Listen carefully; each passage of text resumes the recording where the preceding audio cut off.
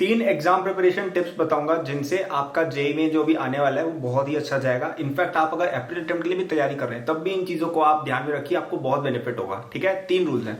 तो सबसे पहला रूल जो है जो मैं आपको कई बार हर साल बताता हूँ ये चीज में, वो है 4-4-2 रूल। ठीक है, ये है आपके टाइम टेबल या रूटीन से रिलेटेड। ये रूल ये कहता है कि आपको आपकी स्टडीज को 4 घंटे 4 घंटे 2 घंटे के स्लॉट्स में डिवाइड करना है। पहला 4 घंटा मॉर्निंग में, दूसरा 4 घंटा आफ्टरनून में, तीसरा 4 घंटा, दूसरा ये जो 2 घंटे that will be in the night या इवनिंग, राइट। तो अब फॉर एग्जाम्पल कोई स्टूडेंट है वो 7 बजे उठता है, 8 बजे तक तैयार हो जाता है पढ़ने के लिए, तो 8 से 12 बजे तक फर्स्ट स्लॉट लग जाएगा। फिर आपका आप चलो 2 घंटे का ब्रेक ले लिया लंच के लिए, सोने के लिए, या मे बी जो भी कारण हो सकता है। फिर आप 2 बजे से पढ़ने बैठे 6 बजे तक, फिर आपने और 2 घंटे का ब्रेक ले लिया और फिर आप 8 से 10 बजे तक आप सोए। 10 बजे से लेट्स से 11 या 12 बजे तक आपने कुछ और काम कर लिया, एंटरटेनमेंट या कुछ भी कर लिया, फैमिली टाइम या मस्ती, और फिर आप सो के 12 बजे से 7 बजे वापस उठ गए। ठीक है, तो 7 घंटे की स्लीप भी हो गई, 2 घंटा 2 घंटा 2 घंटा 6 घंटे का आपका ब्रेक टाइम या एंटरटेनमेंट टाइम भी हो गया, और 10 घंटे पढ़ाई भी हो गई। ठीक है, बहुत ही सिंपल टाइम टेबल है, लेकिन लोग फॉलो नहीं कर पाते। लोग पता नहीं अपना टाइम फालतू चीजों में वेस्ट कर देते हैं। फोन से सारी एप्स उड़ाओ बिन मतलब की। इवन ये यूट्यूब पे भी अगर आप देखते हो कुछ तो पढ़ाई के चैनल सब्सक्राइब रखो, बाकी सब हटा दो। ये सब फालतू की चीजें तो बिल्कुल हटाई दो भाई, फिर आपको इतना टाइम फ्री होगा ना, आपको पता ही नहीं चलेगा भाई इतना टाइम है जीवन में, राइट। तो ये आप स्ट्रेटजी फॉलो कर सकते हैं। मैं कई बार प्रीच करता हूँ, कई लोग फॉलो करके बहुत सक्सेसफुल भी हुए हैं।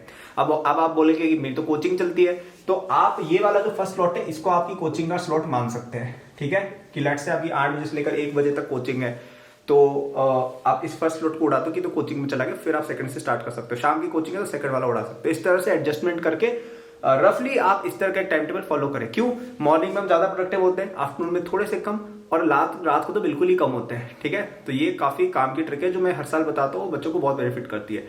दूसरा एक और रूल जो मेरा है जो काफी ज्यादा हेल्प करता है बच्चों को, वो है अपना 80-20 रूल। ठीक है, 80-20 रूल वैसे एक जनरल रूल भी है लाइफ में। वो ये कहता है कि 80% रिजल्ट आपको मिलता है 20% एफर्ट से। जो आप अगर अपने जीवन में भी ध्यान देंगे तो आपके साथ हुआ है कि फॉर एग्जांपल आपके बोर्ड एग्जाम थे 10वीं के, तो आपने शायद हो सकता है 80% साल मस्ती की हो, लेकिन 20% टाइम जब लास्ट में अच्छे से पढ़ाई कर ली और आपको अच्छे नंबर मिल गए। तो ये 2 तरीके से मैं बताऊंगा। पहला तो ये कि आपकी लाइफ पे, आपकी जेईई की प्रिपरेशन पे भी 80-20 रूल अप्लाई होता है। ये रूल क्यों अप्लाई होता है? क्योंकि हो सकता है आपने 80% टाइम अपनी जेईई प्रेप वेस्ट की हो, लेकिन अगर जो लास्ट का 20% टाइम जो अभी भी बचा हुआ है उसमें अगर आपने बहुत तगड़ी मेहनत कर ली, आप बहुत आगे जा सकते हो। ये टाइम लिटरली सबसे ज्यादा मैटर करता है। In fact I would say 80% of your result is dependent on this time. अभी से लेके जनवरी और ऑफ कोर्स अप्रैल और एडवांस तक ये जो पीरियड है ना, इसमें 80% रिजल्ट डिटरमाइन होता है। बिल्कुल भी मजाक नहीं कर रहा हूं। आप देखिएगा कि कई सारे बच्चे आपके खुद के सामने ये होगा और आप फिर पुराने समय को याद करोगे। आपके सामने ये होगा कि जो बच्चे 11th से लेकर कंसिस्टेंटली थे और बहुत अच्छा कर रहे थे और सब कुछ सही था, लास्ट में उन्होंने पढ़ाई छोड़ दी या कुछ तो गड़बड़ हो गई और उनका रिजल्ट बहुत ही बकवास आएगा। आपके खुद के सामने होगा, आंखों के सामने होगा। 6 महीने बाद आप देखना एडवांस का रिजल्ट, मेंस का रिजल्ट खुद दिखेगा। फिर आप ये समय याद करोगे, बोलोगे कि यार हमें बताया गया था, हमने सुना नहीं था, हमने खुद को पहले ही रिजेक्ट कर दिया था। और एक और आप ये भी देखोगे कि ऐसा कोई बच्चा जो बिल्कुल फिसड्डी था, कुछ भी नहीं कर रहा था, वो अभी मेहनत करना शुरू करेगा या अभी ऑलरेडी 1 महीने से कर रहा होगा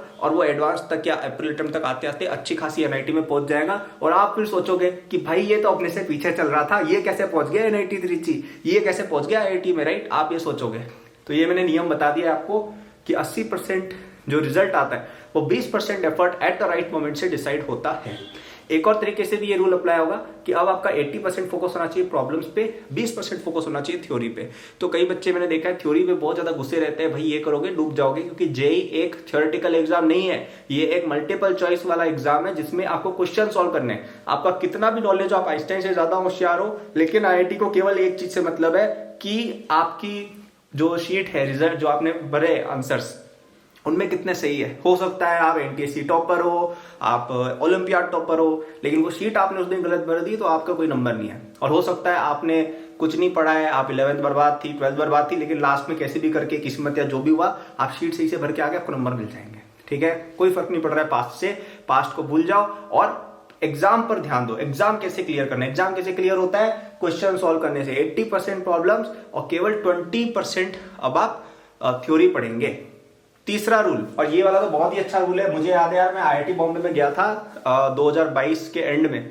वहां पे उनका जो ओरिएंटेशन सेशन था ना फ्रेशर्स का, उसमें मेरे को बुलाया था उन्होंने एज गेस्ट। तो वहां पे एक बच्चा मुझे मिला था, कई सारे सब्सक्राइबर्स मुझे मिले थे। और उन्होंने मुझे, एक बच्चे ने मुझे बहुत ही अच्छी बात बोली थी। मैं उनके हॉस्टल भी मिलने गया था बच्चों से, तो वहाँ पे कई बच्चे थे मैथ्स में सराउंड करके मुझे, तो बहुत ही अच्छा भी लगा था यार, जूनियर से मिलता हूँ तो ऐसा लगता है कि यार चैनल ये बच्चे देख के आईआईटी बॉम्बे पहुंचे। हाँ ऑफ कोर्स मेहनत उनकी, मैं क्रेडिट कैसे ले सकता हूँ ऑब्वियसली, लेकिन एक थोड़ा सा तो लगता है कि चलो 0.5% ही सही, शायद उसको कुछ हेल्प मिली हो, राइट। तो आप भी पहुंचोगे, आपसे भी हम मिलेंगे, बड़ा मजा आएगा। सब्सक्राइब और नोटिफाइड रहना अगर नहीं हो तो, ठीक है। तो थर्ड रूल, उस बच्चे ने कहा कि यार ये वाला रूल मैंने फॉलो किया था आपका, बहुत ही अच्छा रूल है और मेरी रैंक गई। उसने मुझे साफ बोला था, और मैं बताता हूँ रूल क्या है। ये रूल है A-A प्लस रूल, ठीक है। ये रूल भी मुझे मेरे एक सर ने बताया था, जो एक्चुअली रेजोनेंस के जो फाउंडर है आर.के. वर्मा सर, उन्होंने मुझे रूल बताया था जब मेरी फर्स्ट रैंक आई थी ना जेईई मेन में। तो वो मुझे मिले थे, मतलब उदयपुर आए थे वो प्रेस कॉन्फ्रेंस वगैरह के लिए, तो उनसे उन्होंने मुझे कुछ टिप्स दी थी एडवांस के लिए। तो उन्होंने मुझे एक टिप दी थी कि A-A रूल उन्होंने मुझे बताया था। तो मैं आपको भी बताता हूँ ये रूल ये कहता है कि आप एक पेपर लो, उस पर आप 3 कॉलम बनाओ, A- और A+। ये कॉलम क्या है कि आपका कौन सा चैप्टर कितना प्रिपेयर है। A- वो चैप्टर्स है जो आपको बिल्कुल ही नहीं आते हैं या बहुत ही कम पढ़े हुए हैं, ठीक है। A वो वाले चैप्टर है जिनमें आप जे मेन लेवल के क्वेश्चन कर लेते हो मोर और लेस, और A+ वो वाले चैप्टर है जो आपको बहुत अच्छे से आते हैं कि आप एडवांस लेवल की चीजें कर सकते हो। अब हालांकि ये बच्चे के लेवल पर डिपेंड करता है। अब फॉर एग्जांपल मैं उस समय टॉप ही करके बैठा था, तो मेरे लिए जो चैप्टर पूरा 101% कॉन्फिडेंस है वो A+ था। जो चैप्टर मुझे 95% कॉन्फिडेंट है वो A था, और जिसमें मुझे 80% या 85% कॉन्फिडेंस है वो A- था। अब कोई बच्चा है वो बेसिक्स पर है बिल्कुल, तो हो सकता है A- उसके लिए वो चैप्टर उसने पढ़ा ही नहीं है। A वो वाला चैप्टर है जिससे उसके एनसीईआरटी वगैरह हो रही है, और A+ वो चैप्टर है जिसका उनसे जेईई मेन के सवाल हो रहे हैं, ठीक है। तो it could depend on you, लेकिन ये कैटेगराइजेशन करनी बहुत जरूरी है। तो मेरे हिसाब से अगर आप जेईई मेन को टारगेट कर रहे हो तो A+ वो चैप्टर है जिनमें आप कॉन्फिडेंट हो कि भाई मेंस का सवाल आएगा, मैं 80-90% चांस है कि बना लूंगा, ठीक है। A वो वाला चैप्टर है कि यार 50% ही चांस है कि मैं कर पाऊंगी, बाकी मुझे नहीं आता यार, ठीक है। और A- वो वाला चैप्टर है कि भाई ये तो हमें पता ही नहीं है, पूरा अपन क्लीन बोल्ड हो जाएंगे इस बॉल पे, ठीक है। तो ये कैटेगराइजेशन करना बहुत जरूरी है। फिर आपको एफर्ट डालनी है कि A- वाले सारे चैप्टर सबसे पहले A में जाएं, सबसे इंपॉर्टेंट, ठीक है। क्योंकि A में भी अगर आप लेके चले गए बहुत फर्क पड़ेगा, क्योंकि जेईई मेन में आसान सवाल ही आते हैं। फिर A वाले चैप्टर्स को आपको धीरे धीरे A+ में मूव करना है। तो ये ऑर्गेनिक वाले एरो हो गए अपने यहाँ पे, ठीक है। तो ये एक रूल है, बहुत हेल्प करता है बच्चों को। आप अपनी डायरी में ऑनेस्टली लिखो कि कौन कौन से चैप्टर आपके सच में अच्छे हैं, कि भाई इनमें तो हमें कोई दिक्कत ही नहीं है, ये तो अपने स्ट्रॉन्ग सोल्जर्स है। वीक सोल्जर्स कौन कौन से, और ऐसे जो सोल्जर्स जो मरे पड़े वो कौन से है, ठीक है। तो ये लिस्ट बनाना और उसमें से बार बार चैप्टर्स को पढ़ना, और ये जो फीलिंग होती है ना कि A- वाली लिस्ट में से एक चैप्टर अपन ने उड़ा दिया क्योंकि अपन को अब आ गया है, बहुत अच्छी फीलिंग होती है, ठीक है। अब पता कैसे चलेगा आ गया है, क्वेश्चन होने लग जाएंगे, टेस्ट में नंबर बढ़ेंगे उस चैप्टर के, आपको चैप्टर समझ में आने लग जाएगा, उसके क्वेश्चन से डर लगना बंद हो जाएगा, ठीक है। ये आपके अंदर दिल में आपको पता चल जाएगा कि यार ये चैप्टर अब मेरा A या A+ हो चुका है।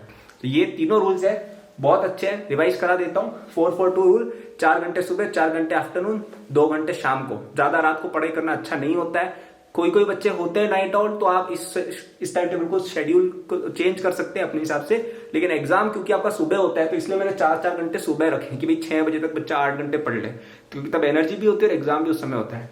सेकंड रूल है 80-20 रूल, कि 80% रिजल्ट आपका लास्ट की 20% एफर्ट से आता है, तो उस एफर्ट को ना वेस्ट जाने दे। और जिन बच्चों का अच्छा चल रहा है उनको भी बता दूं कि अगर आपने अब अगर बकवास की ना, तो अब आपका रिजल्ट भी बेकार हो जाएगा, ठीक है। अब ऐसा मत सोचना कि अभी तक अच्छा चला था आगे भी बढ़िया जाएगा, इस समय बहुत बच्चे लुढ़कते हैं, ठीक है। और एक और ये भी कि 80% टाइम अब आपका प्रैक्टिस प्रॉब्लम्स पे जाना चाहिए, 20% टाइम ही थ्योरी पर जाना चाहिए।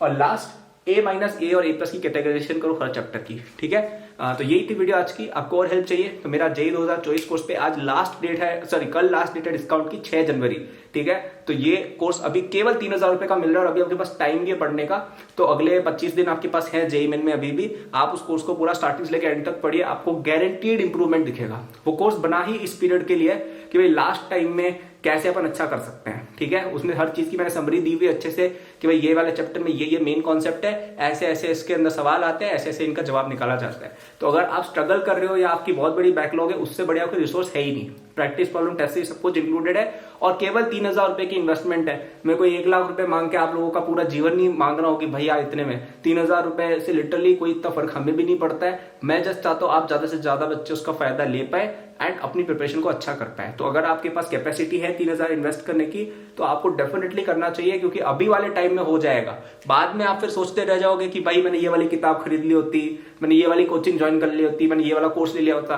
तो बढ़िया रहेगा। तो ये रिग्रेट्स नहीं रखने हैं, आपको कुछ भी पढ़ना है अभी लेके उसको पढ़ना चालू कर दो, ठीक है। तो डिस्क्रिप्शन में लिंक दिया हुआ है, आप उस पर जाएंगे, ऑनलाइन पेमेंट होगी, कार्ड से, नेट बैंकिंग, सब यूपीआई सबसे हो जाता है पेमेंट। इनफैक्ट कुछ ईएमआई ऑप्शन भी अवेलेबल है, ठीक है।